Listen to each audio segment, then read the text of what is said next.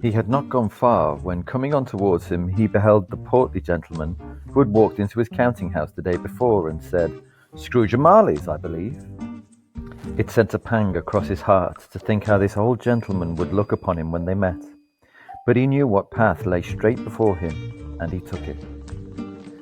"My dear sir," said Scrooge, quickening his pace and taking the old gentleman by both his hands, "how do you do? I hope you succeeded yesterday. It was very kind of you. A Merry Christmas to you, sir."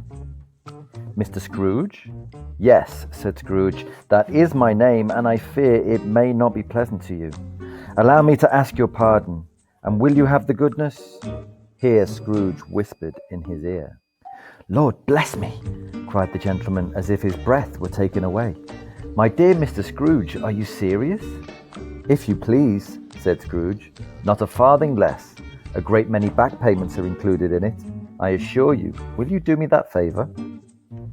"My dear sir," said the other, shaking hands with him, "I don't know what to say to such munificence." "Don't say anything, please," retorted Scrooge. "Come and see me. Will you come and see me?" "I will," cried the old gentleman, and it was clear he meant to do it. "Thank you," said Scrooge. "I am much obliged to you. I thank you 50 times. Bless you."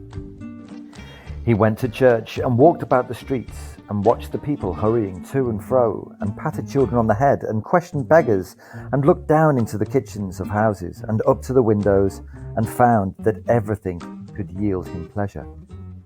He had never dreamed that any walk, that anything, could give him so much happiness.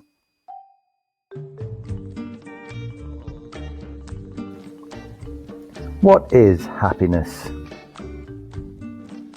Is happiness something that can be learned? Why do some people get pleasure from helping others? Why are some people less kind to others? What makes you happy in life?